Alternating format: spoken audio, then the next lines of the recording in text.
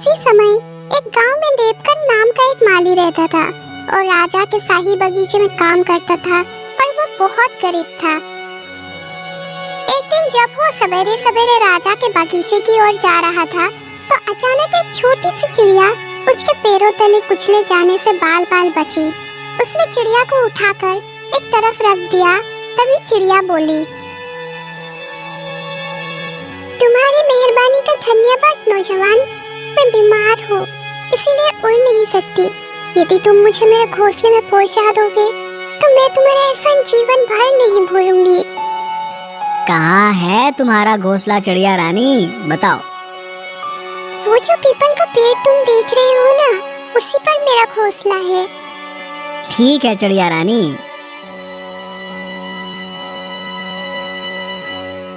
देवकन ने चिड़िया को उसके घोंसले में रख दिया। तुम्हारा बहुत बहुत धन्यवाद नौजवान।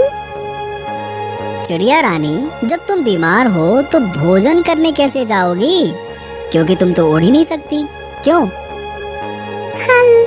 जब तक मैं ठीक नहीं हो जाती मुझे भूखा ही रहना पड़ेगा।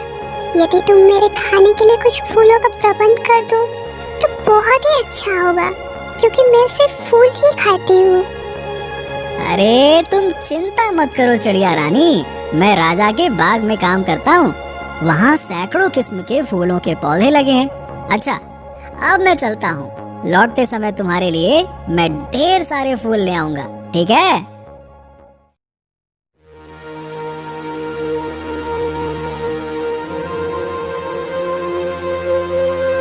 देवकन राजमहल की ओर चल पड़ा।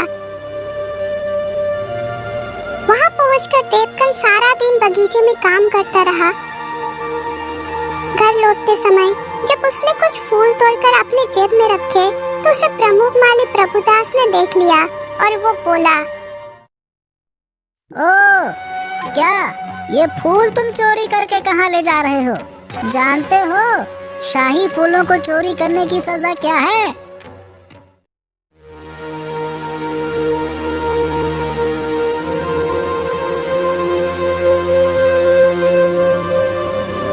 माफ कर दीजिए प्रभु जी, मैं आपसे आज्ञा लेना भूल गया। दरअसल ये फूल मैं एक बीमार। बकवास बंद करो, मैं इसी वक्त तुम्हें सैनिकों के हवाले करूंगा, समझे? नहीं नहीं नहीं नहीं नहीं, मुझे क्षमा कर दीजिए प्रभु जी, मुझे चाहे तो सजा दे दीजिए, लेकिन सैनिकों के हवाले मत कीजिएगा। एक ही शर्त पर मैं तुम्हारी चोरी छिपा सकता हूँ और तुम्हारी जान बचा सकता हूँ। मुझे आपकी हर शर्त मंजूर है। तुम्हें इन फूलों की कीमत यानी चांदी का एक छोटा सा सिक्का मुझे देना होगा, समझे? ठीक है, ये लीजिए प्रमुख जी।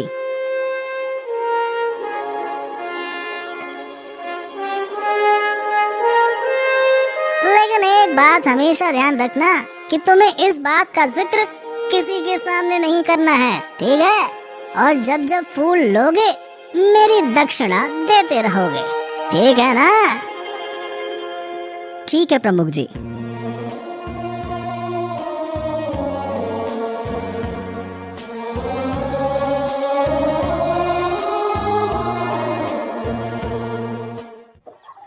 वहाँ से देवकन सीधा चिड़िया के पास पहुँचा। ये लो चिड़िया रानी, अपना आहार अच्छे से खाओ। उस दिन से देवकन रोज बाग से फूल तोड़ता और उसकी कीमत प्रमुख माली को देकर फूल चिड़िया को पहुंचा आता। तुम मेरे लिए कितना कष्ट उठा रहे हो युवक। ऐसी कोई बात नहीं है चिड़िया रानी, तुम्हारी मदद करके मुझे खुशी मिलती है। तुम जल्दी से मस्त हो जाओ, अच्छी हो जाओ, ठीक है? चलो, अच्छा अब मैं चलता हूँ, है ना?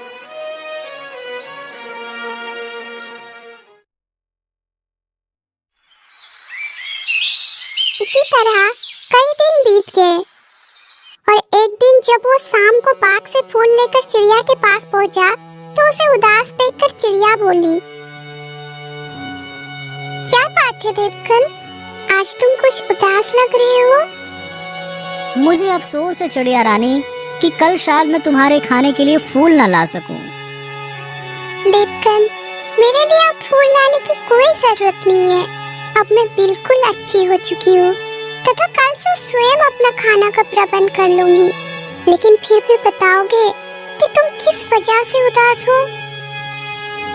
चिड़िया रानी, मैं इन फूलों की कीमत प्रमुख माली को देकर आता था, लेकिन अब मेरे पास एक फूटी कौड़ी भी नहीं बची।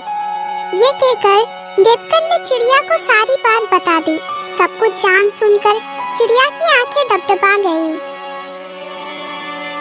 देवकन, मैं नहीं जानती थी कि मेरे लिए तुम इतनी बड़ी कुर्बानी दे रहे हो, वरना मैं तुम्हें ऐसा हरगिज़ करने नहीं देती।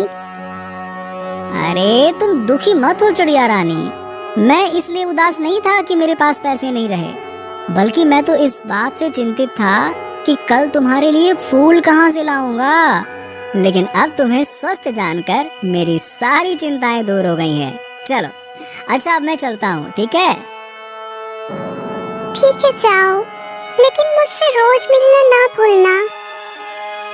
ठीक है चिड़िया रानी।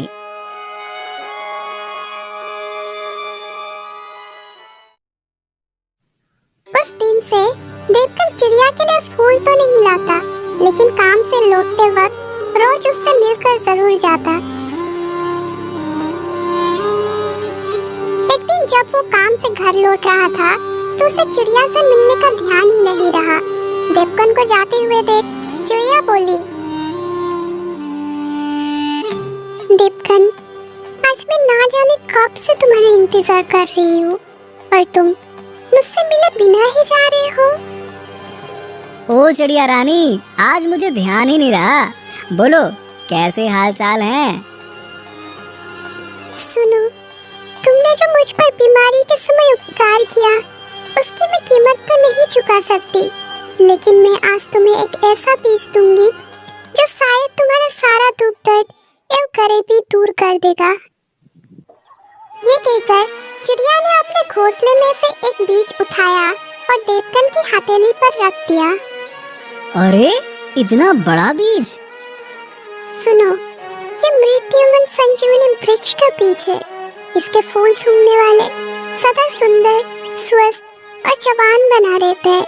इस बीज से जो वृक्ष होगा और उसमें जो फूल लगेंगे वो अनमोल होगा।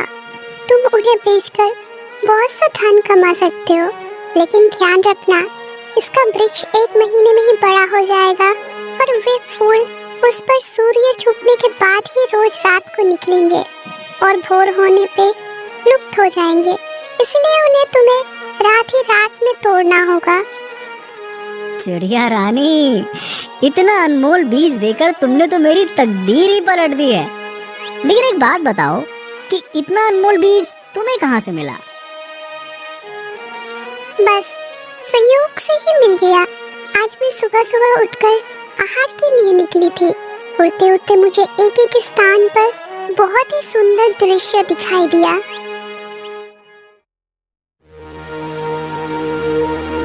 ओह परिया, मुझे नीचे चलकर उनकी टाल लेनी चाहिए। हो सकता है उनकी बातचीत से मुझे कोई ऐसा उपाय सूझ जाए जिससे मैं देवकन की गरीबी दूर करने में उसकी मदद कर सकूं। ये सोचकर मैं नीचे उतरी और एक पेड़ पर बैठकर उनकी बातें सुनने लगी। सखी, आज बहुत समय बाद सैर सपाटा करने में बहुत आनंद आया है। मैं तो अब यहाँ रोज आया करूँगी। मैं भी।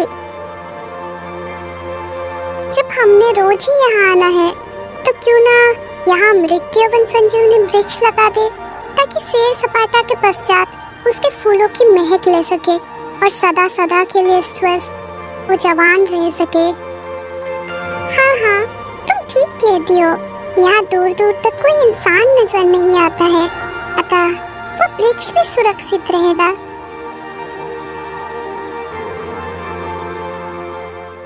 फिर परियों ने वो बीज तालाब के किनारे मिट्टी खोदकर दबा दिया और अपने हाथों में थमी छड़ी हिलाकर आकाश में उड़ गए। उनके वहां से जाने के बाद मैंने वो गड्ढा खोदा और उस बीज को लेकर अपने घोंसले में आ गई और मैं कब से तुम्हारा आने का इंतजार कर रही थी। सच में तुम कितनी अच्छी चिड़िया रानी हो जो मेरे बारे में इतना सोचती हो। अच्छा चलो अब मैं चलता हूँ, ठीक है? तुम्हारे इस उपहार का बहुत बहुत धन्यवाद। ठीक है, लेकिन मेरी बात का ध्यान रखना। इसकी विशेषता किसी को मत बताना, वरना वे तुम्हारे लिए मुसीबत पैदा कर देगा। ठीक है चिड़िया रानी।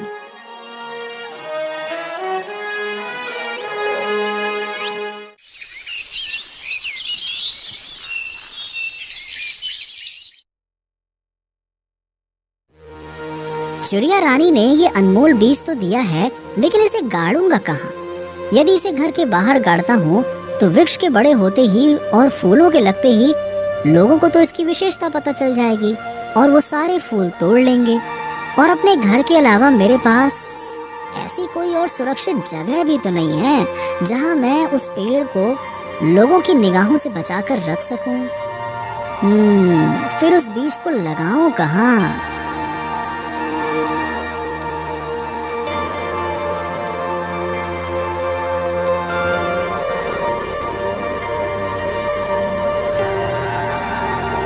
घर पहुंचकर भी उसका ध्यान उस बीज को बोने के लिए किसी स्थान के विषय में ही सोचता रहा। यदि एक बार वो पेड़ उग गया तो शायद फिर मुझे जिंदगी में कभी किसी चीज की कमी नहीं रहेगी।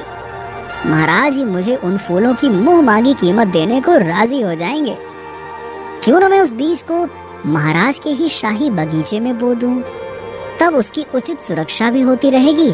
साथ ही महाराज मुझसे उस अद्भुत वृक्ष को पाकर प्रसन्न हो जाएंगे और मुझे ढेरों इनाम देने के साथ साथ मेरी तरक्की भी कर देंगे। हाँ।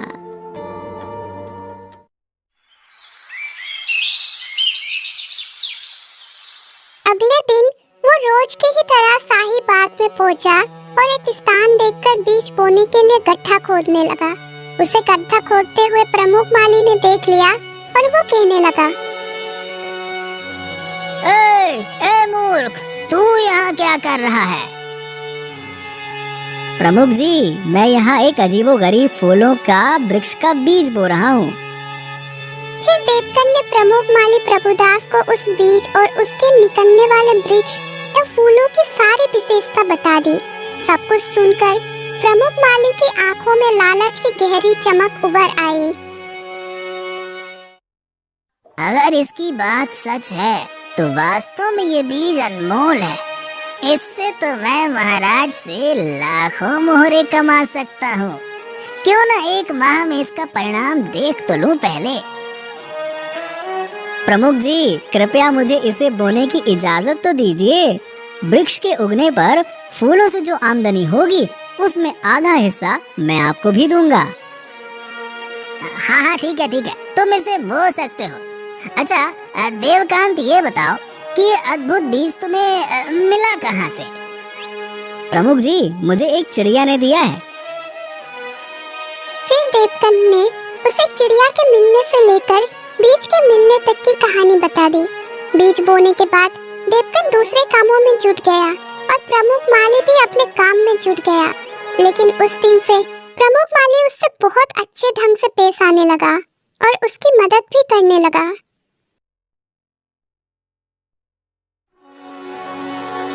एक एक करके दिन बीतते रहे। बीज से अंकुर फूट निकला और वो दिन प्रतिदिन बड़ा होने लगा। ठीक 30 दिन बाद उस पौधे ने एक विशाल वृक्ष का रूप धारण कर लिया। देवकन और प्रमुख माली दिन भर अपने अपने काम में जुटे रहे। फिर जैसे ही सूरज डूबा, राजमहल और आसपास का वातावरण अद्भुत सुगंध से महक उठा। प्रमुख जी, देखिए वृक्ष पर फूल खिल उठे हैं। वाह वाह वाह देवकांत, कितनी मनमोहक सुगंध है इन फूलों की। क्या बात है, मैं अपने आप को बिल्कुल तरोताजा स्वस्थ महसूस कर रहा हूँ। देवकांत, इसका मतलब ये हुआ कि ये फूल निसंदेह चमत्कारी है ना? तभी देवकन आनंद विभोर होकर फूल तोड़ने के लिए वृक्ष की ओर बढ़ा और झटपट फूल तोड़ने लगा। बस इतने फूल काफी हैं।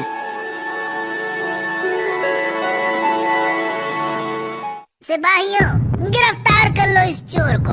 आज ये चोर रंगे हाथों पकड़ा गया। मैं पकड़ो इसको। हाँ? नहीं, मैंने चोरी नहीं की है। सैनिकों ने तुरंत देवकन के पास पहुंचा। आज मुझे विश्वास हो गया कि आज से पहले भी जो फूल चोरी होते रहे हैं, वो भी इसी ने चुराए हैं। नहीं, छोड़ दो मुझे, मैंने कोई चोरी नहीं की है। ये वृक्ष मेरा है, इसके फूलों का मैं हकदार हूँ। हाँ, पहले जो फूल मैंने बाग से तोड़े थे, वो प्रमुख जी की इजाजत लेकर तोड़े थे, और उनकी कीमत भी मैंने इनको दी है। पूछो इनसे। चुप कर मूर्ख। एक तो चोरी करता है, ऊपर से सच्चा बनता है। महाराज के बाग में उगे हुए वृक्ष को अपना बताता है। बड़ा आया। जब सैनिकों ने देवकन को मार मार कर अधमरा सा कर दिया, तो प्रमुख माली उसके प्रति सहानुभूति जताते हुए बोला, बस रहने दीजिए सैनिक जी। बहुत खातिरदारी हो गई इसकी, अब इसे छोड़ दीजिए। असहाय देवकन सब कुछ जानते समझते हुए भी अपने दुर्भाग्य पर आंसू बहाते हुए अपने घर की ओर चल दिया। देवकन और सैनिकों के जाने के बाद प्रभुदास जमीन पर बिखरे उन फूलों को एकत्रित करने लगा जो देवकन ने वृक्ष से तोड़े थे। इन फूलों का गुलदस्ता बनाकर मैं महाराज को पेश करूंगा और ढेर सारा इनाम पाऊंगा। इधर देवकन सीधा चिड़िया रानी के पास पहुंचा और रोते रोते उसे सारा किस्सा कह सुनाया।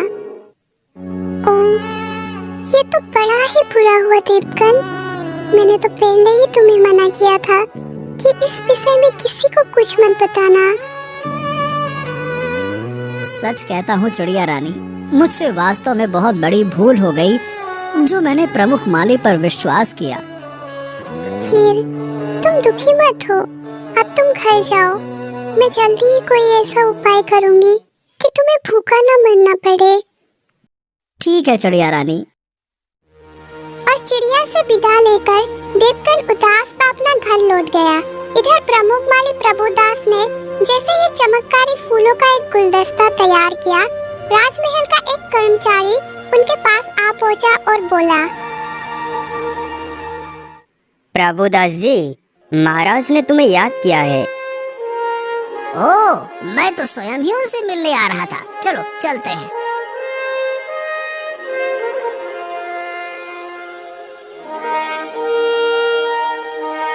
महाराज की जय हो, जय हो, जय हो। आपने मुझे कैसे याद किया अन्नदाता? प्रभुदास, मैंने तुम्हें ये जानने के लिए बुलाया है कि आज शाही बगीचे की ओर से इतनी प्यारी सुगंध किन फूलों से आ रही है। इस सुगंध ने हमें मदमस्त कर दिया है। वाह, हमारा रोम रोम पुलकित हो उठा है। हमें ऐसा महसूस हो रहा है जैसे हमारी उम्र 10 साल कम हो गई है, जैसे हम अधेड़ अवस्था से जवानी में लौट आए। क्या है ये? महाराज, ये अनोखा चमत्कार इन अनमोल फूलों का है। इन फूलों के गुलदस्ते को मैं स्वयं ही आपको भेंट करने आ रहा था। अच्छा, लाओ, दो तो सही। गुलदस्ता लेकर राजा ने उसे जैसे ही सूंघा, उसका रोम रोम झूम उठा। वाह, हाँ, तबीयत प्रसन्न हो गई। बिल्कुल वैसी ही सुगंध है। प्रभुदास, ये किस पेड़ के फूल हैं और इनका नाम क्या है? महाराज, ये फूल मृत यवन संजीवनी वृक्ष के हैं। इनको सूंघने से मनुष्य जवान और स्वस्थ रहता है। क्या सचमुच? इसका परिणाम तो आप स्वयं ही देख रहे हैं महाराज। ठीक कहते हो। इस अद्भुत वृक्ष को देखने के लिए हम बहुत उत्सुक हैं।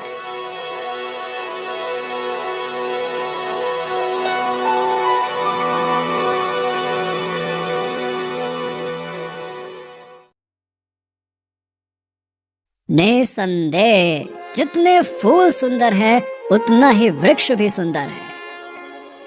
महाराज, मैंने कई वर्षों की कड़ी मेहनत के पश्चात इसे उगाया है। इसके फूल केवल रात में ही खिलते हैं और भोर होते होते लुप्त हो जाते हैं। प्रभुदास, तुम्हें इस अद्भुत वृक्ष का बीज कहाँ से मिला? इसकी विशेषता देखते हुए तो मुझे ऐसा लगता है कि जैसे ऐसे वृक्ष कम से कम धरती पर तो नहीं उगते। महाराज, इस वृक्ष का बीज मुझे एक परी ने दिया था, जिसकी मैंने किसी समय बहुत मदद की थी। फिर प्रभुदास ने राजा को एक मनगढ़ंत कहानी सुना दी। कहानी सुनकर राजा उससे बहुत प्रभावित हुआ और कहने लगा, मुझे नहीं मालूम था प्रभुदास कि मेरे राज्य में तुम जैसे योग्य, नेक और दयालु व्यक्ति भी हैं, जो तन मन धन से हमारी सेवा में जुटे हुए हैं। खुश हुए हम तुम्हारी वफादारी, ईमानदारी और कर्तव्य निष्ठा से बहुत प्रसन्न हुए प्रभुदास। अतः इनाम स्वरूप यह स्वर्ण मुद्राएं रख लो। कल सुबह दरबार में उपस्थित होना, हम तुम्हें 1000 स्वर्ण मुद्राएं और दिलवाएंगे, जो वृक्ष के ऊपर आए खर्च की बाबत होगी। महाराज की हमेशा जय जयकार होती रहे। आप महान हैं महाराज, महान हैं। आप दयालु हैं। आपको ईश्वर सदा संपन्न रखे।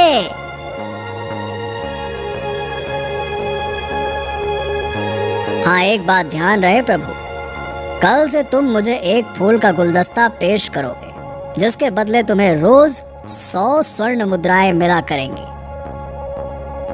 जैसी आपकी आज्ञा महाराज।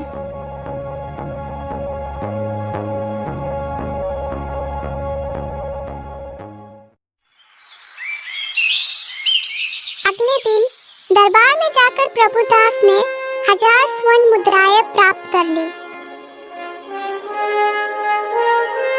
और उसी रात से वो रोज चमत्कारी फूलों का गुलदस्ता बनाकर राजा को देने लगा।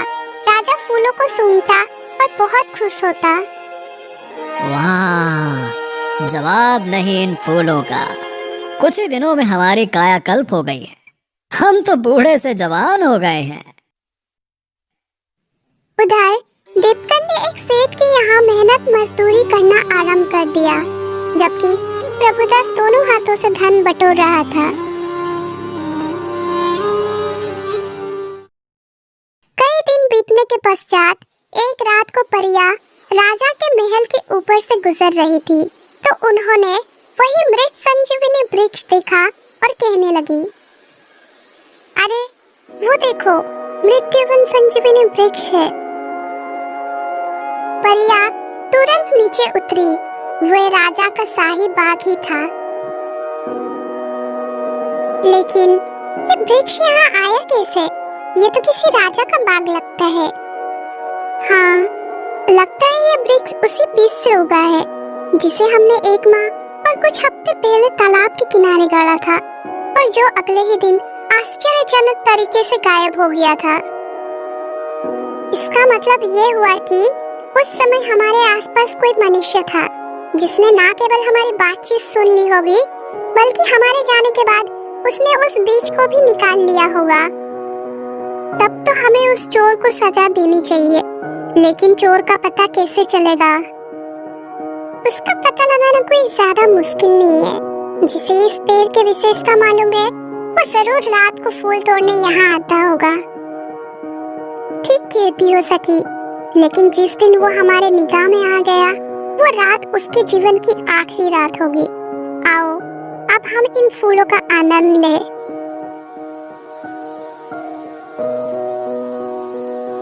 उस दिन से वो परिया रोज रात को वहाँ आने लगी, लेकिन वो आधी रात को आती थी, इसीलिए उनका सामना कभी प्रभुदास से नहीं हुआ। प्रभुदास तो पेड़ पर फूल खिलते ही थोड़ा सा फूल तोड़कर उनका गुलदस्ता बनाकर राजा को दे देता था। विधि का विधान देखिए, राजा की पत्नी के स्वर्गवास हुए तो कई वर्ष बीत चुके थे, लेकिन उनकी एक लौती जवान बेटी, जो कि 6 माह से विदेश भ्रमण के लिए गई हुई थी, अचानक एक दिन वापस लौट आई। उसे देखकर महाराज बहुत खुश हुए और कहने लगे, बेटी मधुमिता, तुम्हें देखकर हमें बहुत प्रसन्नता हुई है।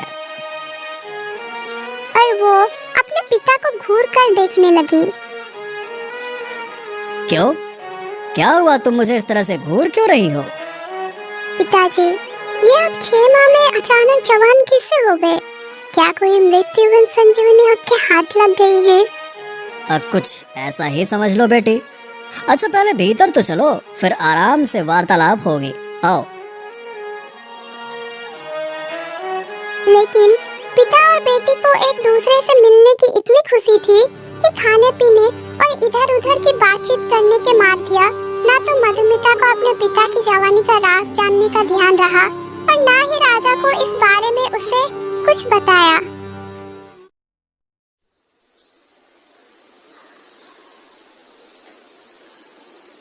बेटी बहुत रात हो गई है, तुम जाकर सो जाओ। बहुत अच्छा पिताजी, मुझे भी बड़ा जोरों का नींद आ रही है। लेकिन मधुमिता अपने शयन कक्ष में जाकर जैसे ही बिस्तर पर लेटी, उसे फूलों की सुगंध आने लगी। मधुमिता उसी समय महल से निकलकर शाही बाग में पहुंच गई और परिया भी उसी समय उड़ती हुई शाही बाग के ऊपर पहुंची और राजकुमारी को देखकर कहने लगी, अरे अरे वो देखो, शाही बाग में कोई लड़की मृत्युवन संजीवनी वृक्ष के फूल तोड़ रही है। जरूर ये वही चोरनी है जिसने हमारे चमत्कारी बीज चुराया था। आओ चलकर इसे मजा चखाए। और इससे पहले कि राजकुमारी खतरे को भाप पाती, परियों ने अपने जादू से राजकुमारी को पत्थर की मूर्ति बना दी। अब इसे हमारे सिवाय और कोई जिंदा नहीं कर पाएगा। इसकी यही सजा थी। इसे तो सजा मिल गई। आओ अब हम फूलों का सुगंध का आनंद लें और अपना प्रिय खेल खेलें। हाँ चलो।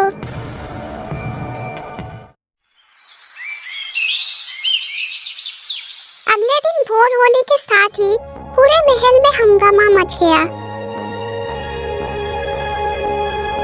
गजब हो गया महाराज, गजब हो गया।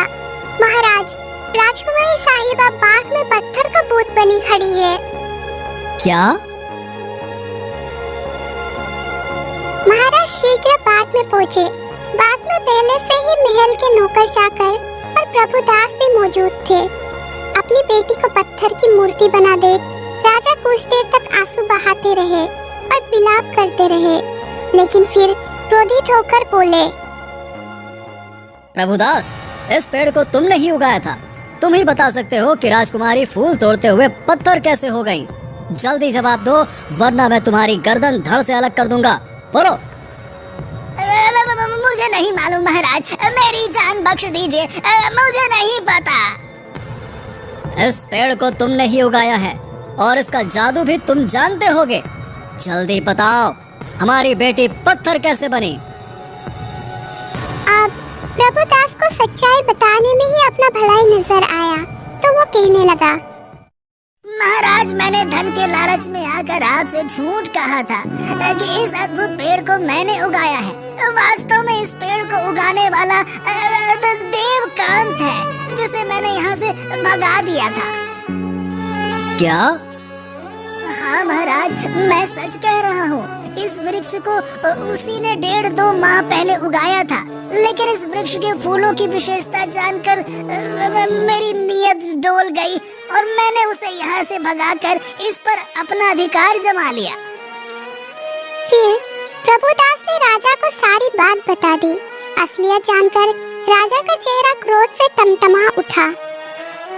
दुष्ट, कमीने, धोखेबाज, तुमने न केवल देवकान से धोखा किया, बल्कि हमसे भी झूठ बोलकर ढेर सारा धन हड़पा। तुझे तो मैं देवकान से भी कठोर सजा दूंगा। मुझे क्षमा कर दीजिए महाराज, क्षमा कर दीजिए। नहीं लालची, तुम्हें तुम्हारे किए का दंड अवश्य मिलेगा। सैनिकों, ले जाओ इस दुष्ट को और जीवन भर के लिए काल कोठरी में डाल दो और देवकांत को जल्द से जल्द मेरे सामने हाजिर किया जाए।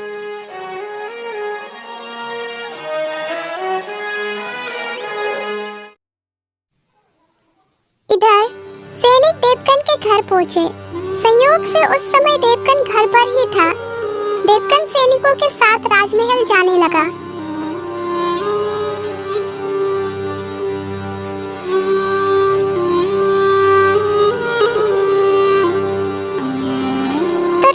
उसे चिड़िया रानी ने देख लिया और वो सोचने लगी, अरे ये राजा के सैनिक देवकन को क्यों ले जा रहे हैं?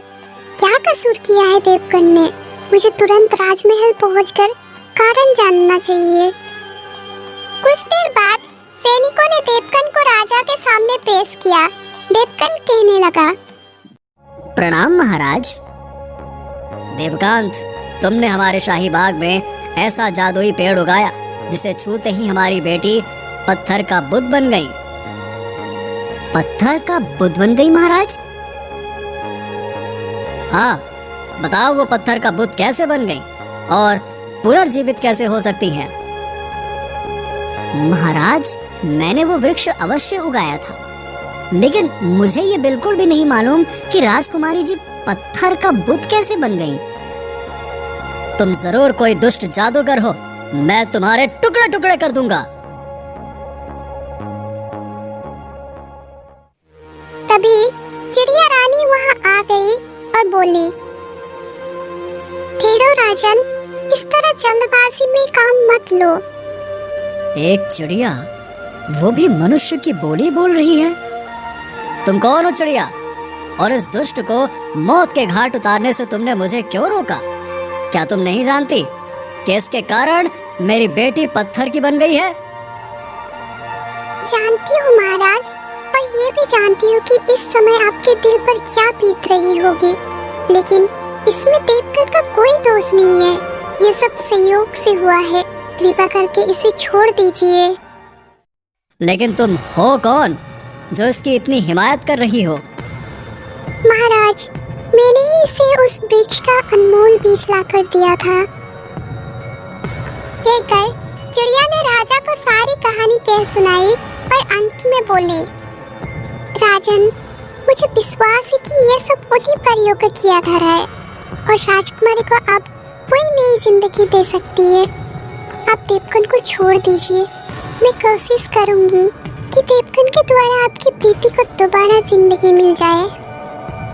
ठीक है चिड़िया, मैं तुम्हारी बात मान लेता हूँ, लेकिन एक बात ध्यान रहे, यदि 3 दिन के भीतर मेरी बेटी मुझे जिंदा नहीं मिली तो इसके साथ साथ तुम्हें भी मौत के घाट उतरवा दूंगा, चाहे तुम भागकर पाताल में ही क्यों न छुप जाओ, समझे? मुझे स्वीकार है राजन। राजा ने देवकन को आजाद कर दिया। चिड़िया देवकन को अपने घोंसले पर आने के लिए कहकर वहां से उड़ गई। कुछ देर बाद वो चिड़िया के पास जा पहुंचा और बोला, तुम्हारी मदद करने का बहुत बहुत धन्यवाद चिड़िया रानी। राजकुमारी को जीवित करने का मुझे एक उपाय सूझा है। और चिड़िया ने वो उपाय उसे बता दिया। सुनो, अब तुम घर जाओ और रात को वैसे ही करना जैसे मैंने कहा है। ठीक है चिड़िया रानी।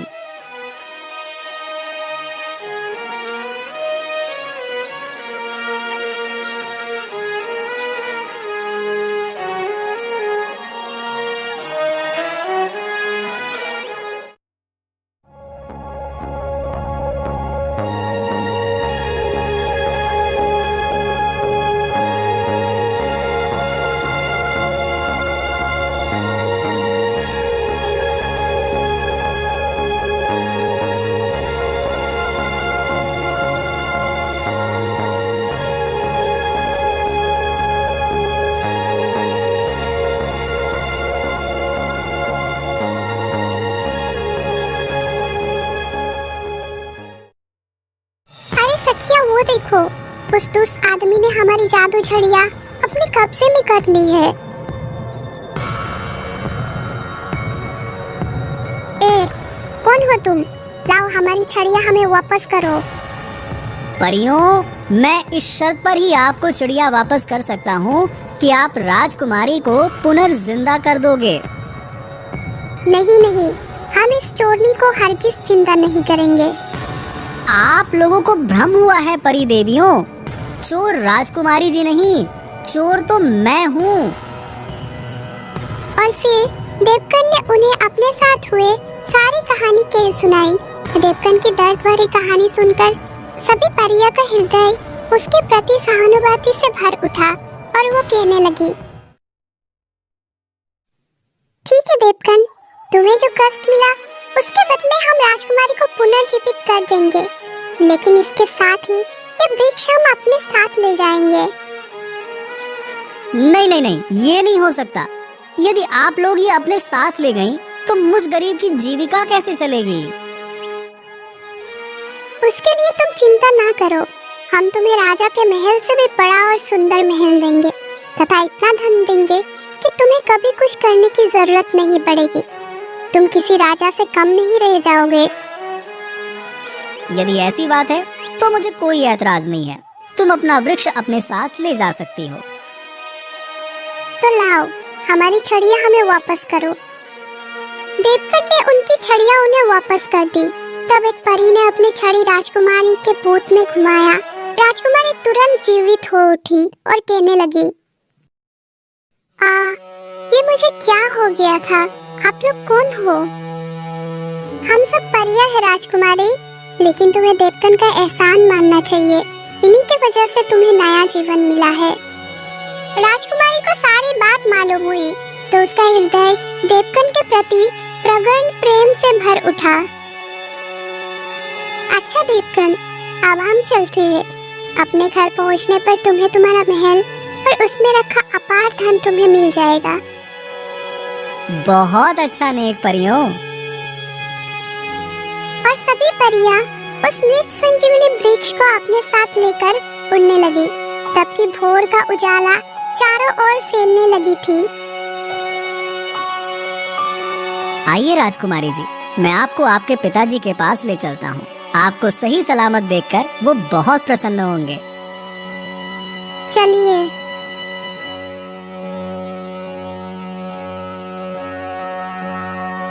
और जब देवकन राजकुमारी को लेकर राजा के पास पहुंचा तो राजा अपनी बेटी को देखकर बहुत प्रसन्न हुआ और कहने लगा, तुम पुनर्जीवित कैसे हो गई बेटी? पिताजी, ये सब इन्हीं की मेहरबानी से हुआ है। कहकर राजकुमारी ने सारी बात बता दी। राजा ने प्रसन्न होकर एक दिन अपनी बेटी का विवाह देवकन से कर दिया और देवकन राजकुमारी के साथ परियों द्वारा दिए गए अपने महल में आनंद पूर्वक रहने लगा। वो चिड़िया रानी से रोज मिलता और उसकी खैर खबर लेते रहता था।